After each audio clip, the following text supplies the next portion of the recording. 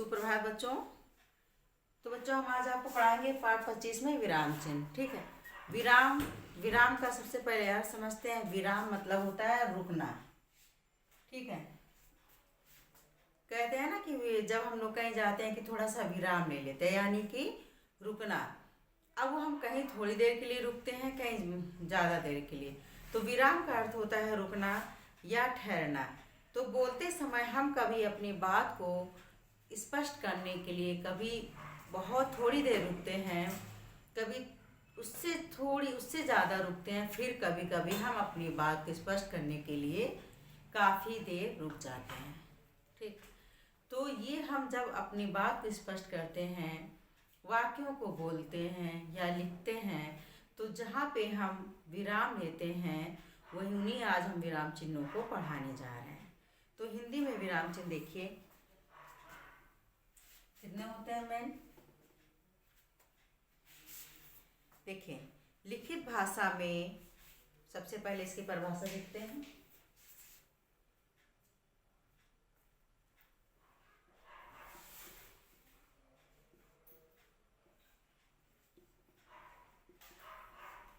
विराम चिन्ह क्या है? तो लिखित भाषा में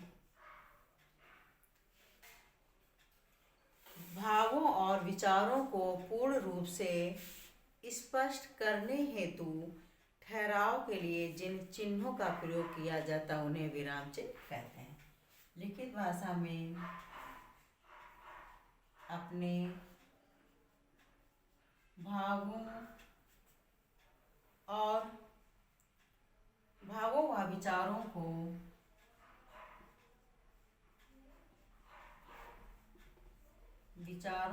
स्पष्ट करने हेतु मतलब के लिए, ठीक है, करने हेतु ठहराव के लिए, ठहराव मतलब जहाँ हम रुक जाते हैं, ठहराव के लिए जिन निश्चित चिन्हों का प्रयोग करते हैं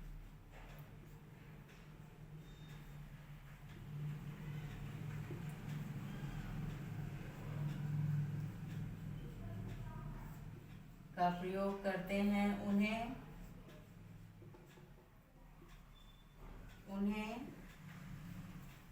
विराम चिन्ह कहा जाता है।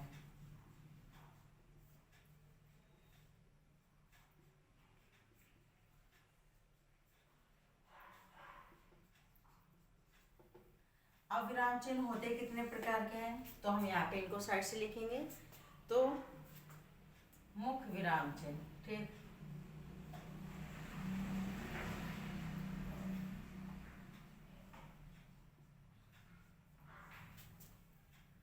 मुख्य विराम चिन्ह कौन कौन होते हैं? तो सबसे पहले होता है हमारा पूर्ण विराम। पूर्ण विराम इसका चिन्ह ये होता है, ठीक। उसके बाद है प्रश्नवाचक चिन्ह।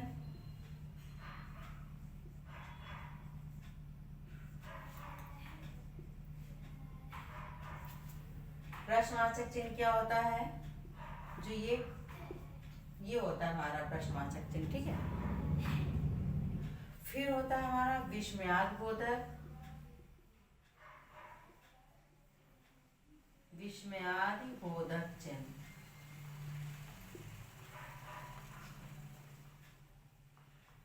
विस्मयादिबोधक चिन्ह क्या होता है? ये होता है, ठीक। अर्धविराम और अल्पविराम में क्या अंतर होता है ये भी हम आपको भी बताएंगे।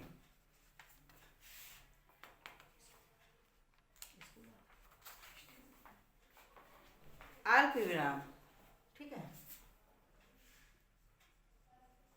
अल्प विराम, अल्प मतलब होता है थोड़ी, जिसमें हम थोड़ी देर के लिए रुकते हैं। और अर्ध विराम होता है जो अल्प विराम से ज़्यादा और पूर्ण विराम से कम समय लेता है। अर्धविराम देखो, अर्धविराम में सिर्फ ये लगाते हैं हल्का सा कॉमा। अर्धविराम में क्या करते हैं हम कि ऊपर ये बिंदी आ जाती है, फिर ये कॉमा आ जाता है। बहुत माइनर, थोड़ा सा ही इसमें डिफरेंट है। उसके बाद है आपका कोष्ठक। ठीक है, कोष्ठक, ये वाला कोष्ठक। ठीक, जैसे मैथ्स में 3 कोष्ठक होते हैं, हिंदी में ये वाला कोष्ठक। ये वाला कोष्ठक कोई इस तरह से भी लगाता है और एक इस तरह से जो बनता है। ठीक है, ये आपके होते हैं कोष्ठक। फिर है आपका रेखा निर्देशक चिन्ह। रेखिका निर्देशक चिन्ह। रेखा निर्देशक में क्या होता है, ये बड़ी सी लाइन जाती है। योजक चिन्ह में छोटी होती है और रेखा निर्देशक में ये आपकी बड़ी लाइन होती है। ठीक, ये आपका कोष्ठक में नहीं, ये सिर्फ आपके निर्देश का चिन्ह।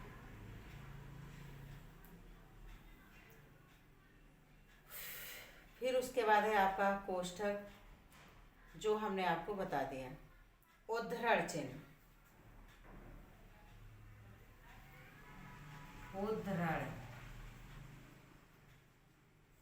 उद्धरण चिन्ह होते हैं आपके, जो हम लोग बोलते हैं सिंगल इन्वर्टेड कॉमा और डबल इन्वर्टेड कॉमा। एक तो ये ऐसे लगाया जाता है, दूसरा आपका ऐसे लगाया जाता है। तो आपका जो सिंगल वाला है उसको हम एकल उद्धरण चिन्ह बोलते हैं, और जो आपका डबल है उसको हम क्या बोलते हैं, युगल। युगल मतलब होता है जोड़ा, यहाँ पे जोड़े से है ना, तो युगल उद्धरण चिन्ह और ये एकल उद्धरण चिन्ह है। उसके बाद हम लाघव चिन्ह। लाघव चिन्ह जानते हैं आप लोग? लाघव चिन्ह होता है, ये लगाते हैं। लाघव चिन्ह किसी भी चीज को संक्षिप्त करने के लिए, इसका हम आपको प्रयोग अभी बताएंगे। अभी आपको यहाँ पे, फिर उसके बाद आता है आपका विकल्प चिन्ह।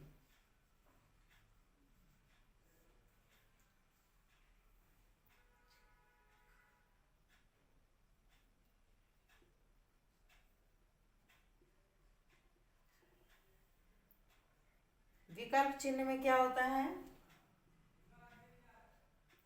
विकल्प चिन्ह में ऐसे लगाते हैं ना, जैसे मतलब होता है कि कोई चीज हमने लिखा तो उसमें विकल्प करने के लिए, जैसे घर या बाहर, तो विकल्प यानी कि कोई चीज को हम चूज करने के लिए। उसके बाद आता है आपका त्रुटिपूरक चिन्ह। ठीक, जब कोई गलती हो जाती है, त्रुटिपूरक या हंसपद चिन्ह। त्रुटि मतलब होता है गलती होना, पूरक मतलब उस गलती को संभालने के लिए त्रुटिपूरक, या अब देखो इसमें विकल्प चिन्ह का लगा दिया प्रयोग। ठीक है, या उसको हंसपद भी कहते हैं। ये चिन्ह आपका ऐसे लगता है, जिधर आपको ऊपर लिखना है तो ऐसे लगेगा, और नीचे साइड लिखना है तो इस तरह से लगा सकते हैं। जिधर लिखेगा उधर आपका ये वाला पोर्शन आएगा। ये आपके थे विराम चिन्ह। पूर्ण विराम, प्रश्नवाचक चिन्ह, विस्मयादिबोधक, अल्प विराम, अर्ध विराम, कोष्ठक, रेखा निर्देशक, उद्धरण चिन्ह, लाघव चिन्ह, विकल्प चिन्ह और त्रुटिपूरक या हंसपद चिन्ह।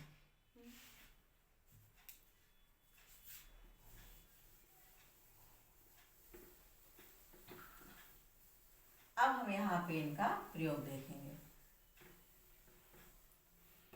सबसे पहले हमने देखा था पूर्ण विराम। पूर्ण विराम क्या होता है?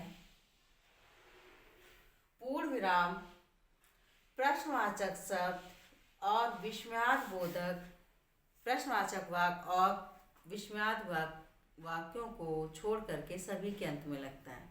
अब एक बात आप लोग नोट करें, विस्मयादिबोधक जो वाक्य होते हैं उनके बाद विस्मयादिबोधक, अगर जो वाक्य बीच में विस्मयादिबोधक चिन्ह लग गया तो बाद में पूर्ण विराम लगेगा। ये आपको कंफ्यूज मत होइए। देखिए, अगर जो आपका विस्मयादिबोधक है, अरे जैसे ये हमने दिया, वाह तुम तो जीत गए, वाह तुमने मैच जीत लिया, तो यहाँ आश्चर्य विस्मयादि वाले, विस्मयादि मतलब विस्मय हो रहा, वाह तुमने मैच जीत लिया, तो यहाँ पे हम क्या करेंगे, यहाँ पे ये पूर्ण विराम लगेगा, क्योंकि ये जो हमारा विस्मयादिबोधक चिन्ह है ये हमारा बीच में लगा है, तो ये बात को लगेगा। ये अगर जो इतना है, इतना बड़ा सांप, तो ये क्या है, जो ये बहुत कम मिलता है, ठीक है, इस तरह की बात। तो यहाँ हमारा ये बाद में विस्मयादिबोधक लग जाएगा। लेकिन हमें ये याद रखना है कि जो हमारा पूर्ण विराम होता है, सिर्फ इतना याद रखो कि प्रश्नवाचक वाक्यों को छोड़कर सभी के अंत में लगता है। रेयर में ऐसा होता है, जैसे कि ये आपका आगे इतना बड़ा सांप, जब इस प्रकार का वाक्य हो, क्योंकि इतना के बाद विस्मयादिबोधक नहीं लगा सकते, यहाँ पे लगेगा, तो फिर यहाँ पे हमारा प्रश्न वाचक विस्मयादिबोधक चिन्ह लगेगा और पूर्ण विराम नहीं लगेगा। लेकिन पूर्ण विराम अगर जो विस्मयादिबोधक शब्द है, शब्द के बाद लग रहा है, तो यहाँ लास्ट में हमारा पूर्ण विराम लगेगा। विस्मयादिबोधक शब्द अक्सर कर ये वाक्य के शुरू में ही आते हैं और यहीं पे इनका लग जाता है, बाद के पूर्ण विराम लगता है, ठीक है। बहुत रेयर होता है, एक आध शब्द ऐसे होते हैं जिनका लास्ट में वाक्य के अंत में विस्मयादिबोधक चिन्ह लगा होता है, तो उसके जैसे बोलने से इतना बड़ा सांप, तो हम ये इतना के बाद हम विस्मयादिबोधक नहीं लगा सकते, ठीक है, क्योंकि ये वाक्य नहीं है। वाह, अरे, इतना, ओहो, ये सारे हमारे विस्मयादिबोधक शब्द होते हैं, इनके बाद हम चिन्ह लगाते हैं। तो ये हमें याद रखना है, विराम चिन्ह का प्रयोग प्रश्नवाचक वाक्यों को छोड़कर सभी के अंत में लगता है, जैसे पूर्ण विराम, ठीक है। हम बाजार गए, सिंपल, ठीक है। मोना बैठी है, ये इस तरह जो सिंपल वाक्य होते हैं उनके बाद में पूर्ण विराम लगता है। किसमें नहीं लगेगा, प्रश्नवाचक शब्द को छोड़ करके। प्रश्नवाचक चिन्ह क्या होता है, प्रश्नवाचक वाक्यों के अंत में प्रश्नवाचक चिन्ह लगते हैं। जैसे ये दो टाइप के होते हैं, जिन वाक्यों में सबसे पहले क्वेश्चन मार्क आ जाता है, जैसे क्या तुम खाते हो, क्या तुम जाते हो, क्या उसने गाना गाया, या फिर क्वेश्चन मार्क आपके बीच में हो, जैसे तुम कहाँ रहते हो। यहाँ पे ये प्रश्न कर दिया गया, कहाँ शब्द आ गया, तो यह हमारा हो गया प्रश्नवाचक चिन्ह। विस्मयादिबोधक, जैसे अभी हमने आपको बताया, जिसमें हर्ष हर्ष, उल्लास, दुख, आश्चर्य आदि शब्द प्रकट होते हैं, वह हमारा विस्मयादिबोधक चिन्ह लगता है। जैसे हमने बोला, शोक, भय, घृणा आदि मनोभाव जो हमारे हृदय से, मन से उठते हैं, ऐसे वाक्यों में लगते हैं। जैसे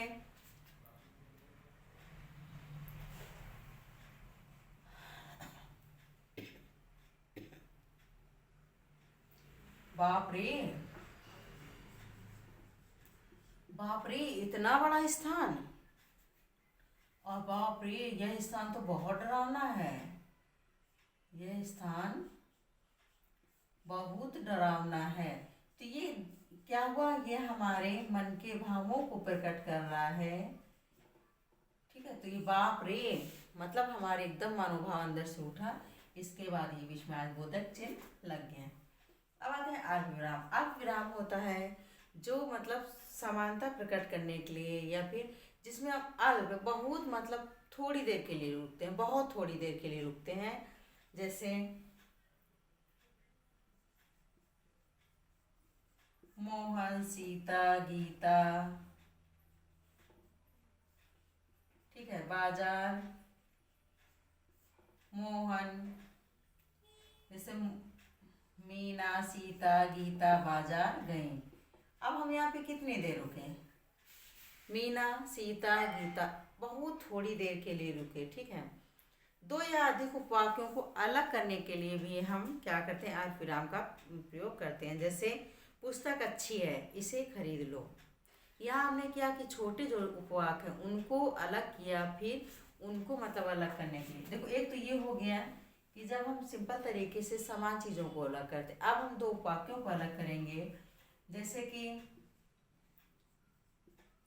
पुस्तक अच्छी है, ठीक है, इसे रख लो। अब यहाँ पे क्या है, ये जो छोटे उपवाक थे इनको हमने अलग किया, किसकी सहायता से, अर्धविराम की। मतलब जहाँ हम थोड़ी देर के लिए रुकते हैं वहाँ अर्धविराम लगाया जाता है। अर्धविराम क्या होता है, पूर्ण विराम और अर्धविराम के बीच का हिस्सा, मतलब अर्धविराम से ज़्यादा देर और पूर्ण विराम से कम देर के लिए रुकते हैं। जैसे दो स्वतंत्र वाक्यों के मध्य जब कोई योजक नहीं होता है, जैसे तेनालीराम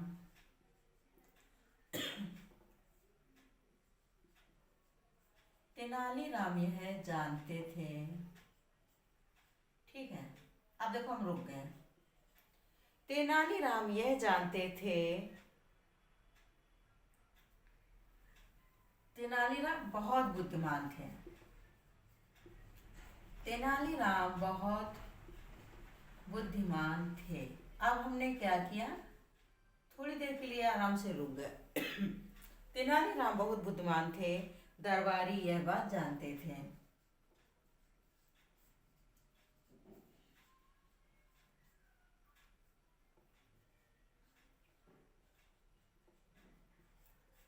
अब इसमें क्या है, देखो इसमें हम तेनालीराम बहुत बुद्धिमान थे, थोड़ी देर मतलब अर्ध विराम से ज़्यादा रुके और पूर्ण विराम से कम रुके।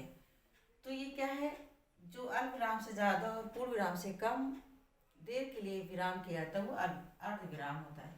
कोष्ठक क्या होता है, कोष्ठक वाक्य में प्रयुक्त किसी कठिन शब्द का स्पष्ट करने हेतु, जैसे महादेव को त्रिनेत्र, अब त्रिनेत्र कठिन हो गया, ठीक है। अब ये कठिन शब्द है, इसका अर्थ निकालना थोड़ा मुश्किल जैसे बच्चों को पड़ेगा, तो हम इसको ब्रैकेट में दे सकते हैं कि तीन नेत्रों वाला। क्या कहते हैं बेटा, तीन नेत्रों वाला। कौन हुआ, त्रिनेत्र कहते हैं, ठीक है। इस तरह से कठिन शब्दों को स्पष्ट करने के लिए हम कोष्ठक का प्रयोग कर सकते हैं। युगल चिन्ह पद या समूह के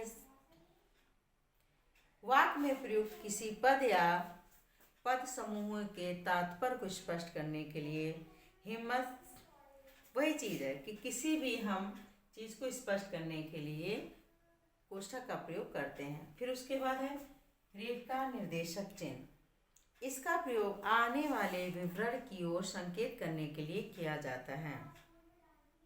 जैसे रेखा निर्देशक चिन्ह, जैसे संज्ञा के तीन भेद होते हैं, ठीक, तीन भेद होते हैं। अब हमने ये संज्ञा के बारे में बताने जा रहे हैं, ठीक। संज्ञा के तीन भेद होते हैं। नंबर 1 जैसे जातिवाचक संज्ञा, नंबर 2 व्यक्तिवाचक संज्ञा, नंबर 3 भाववाचक संज्ञा, ठीक।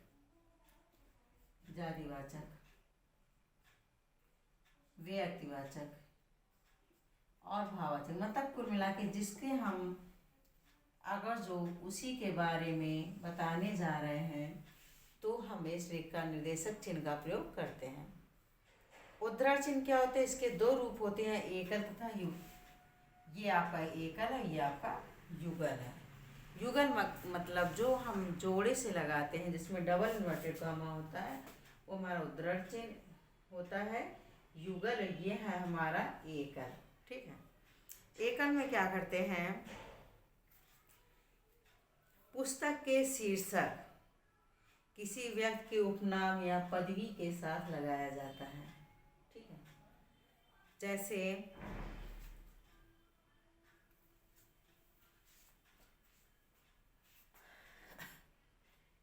किसी पुस्तक का शीर्षक किसी व्यक्ति के उपनाम या पदवी के साथ लगाया जाता है, ठीक है। जैसे कामायनी,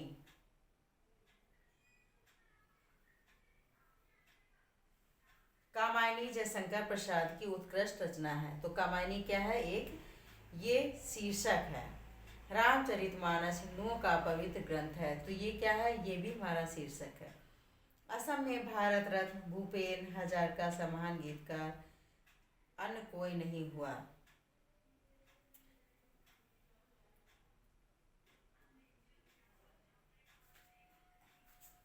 देखिए जैसे कामायनी, क्या ये शीर्षक है, ठीक है। जयशंकर प्रसाद की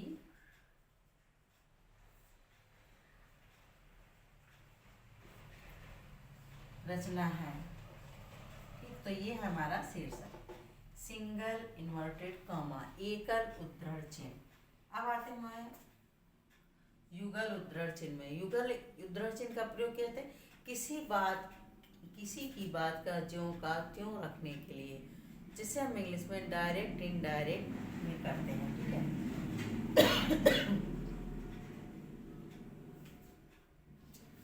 जैसे इसमें है, लाल बहादुर शास्त्री का नारा था,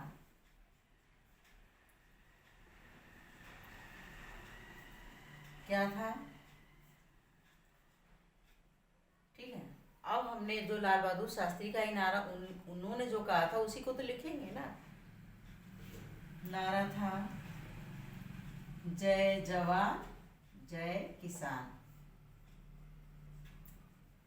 अब हमने किसकी बात को ज्यों का त्यों रखा, लाला बहादुर शास्त्री का। जब डबल इन्वर्टेड कॉमा युगल उद्धरण चिन्ह लगाते हैं तो यहाँ पे कॉमा लगा दिया है।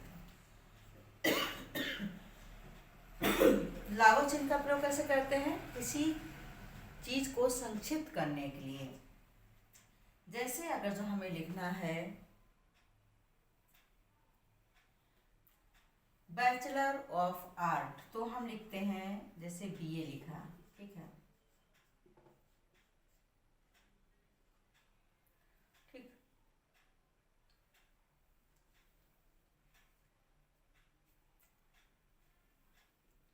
जैसे डॉक्टर पी के गुप्ता। अब ये डॉक्टर पवन कुमार गुप्ता, इनको हमने संक्षिप्त कर दिया, एमए लिखते हैं जैसे, ठीक है, मास्टर ऑफ आर्ट। तो इसको हम संक्षिप्त करने के लिए लागू चिन्ह का प्रयोग करते हैं। सॉरी। आते हम विकल्प चिन्ह। विकल्प चिन्ह किसी चीज को विकल्प करने के लिए, मतलब चूज करने के लिए, ठीक है। जो हम लोग जो लिखते हैं ना कि वैकल्पिक प्रश्न, जो मतलब हम दोनों में से एक चीज को चुनने के लिए।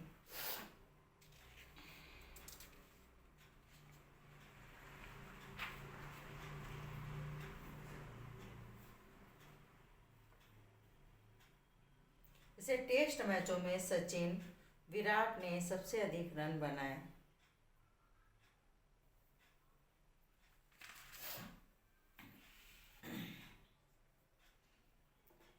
विकल्प, चलिए ठीक है, इनको चूज करने के लिए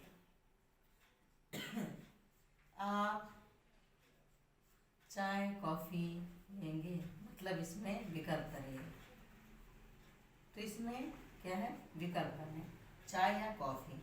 तो या को हम ना लिख करके उसमें विकल्प सूचक कर देते हैं।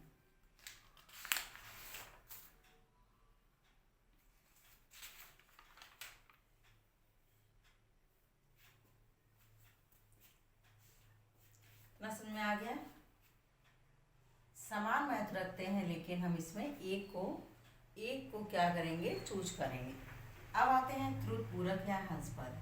कभी कभी वाक्य लिखते समय हमें कोई शब्द छूट जाता है और उसमें सुधार लाने के लिए हम क्या करेंगे, जैसे हमने लिखा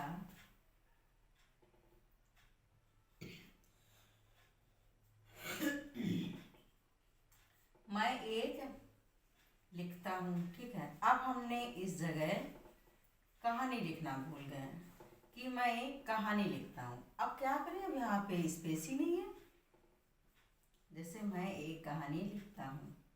अब जब यहाँ पे जगह नहीं बची है तो हम ये त्रुटि पूरक चिन्ह लगा देंगे और यहाँ पे लिख देंगे कहानी, ओके। तो जब हम क्या करेंगे, अपनी गलती को सुधारने के लिए जो शब्द हमारा छूट गया है, इस प्रकार त्रुटि पूरक या हंस पद लगा करके और हम इसको यहाँ पे ऊपर शब्द को जोड़ देंगे और वो उसमें हम त्रुटि पूरक जो हमने गलती की है उसमें सुधार आ जाएगा, अब पूरा हमारा वाक्य बन जाएगा। तो ये थे हमारे विराम चिन्ह, ठीक बच्चों।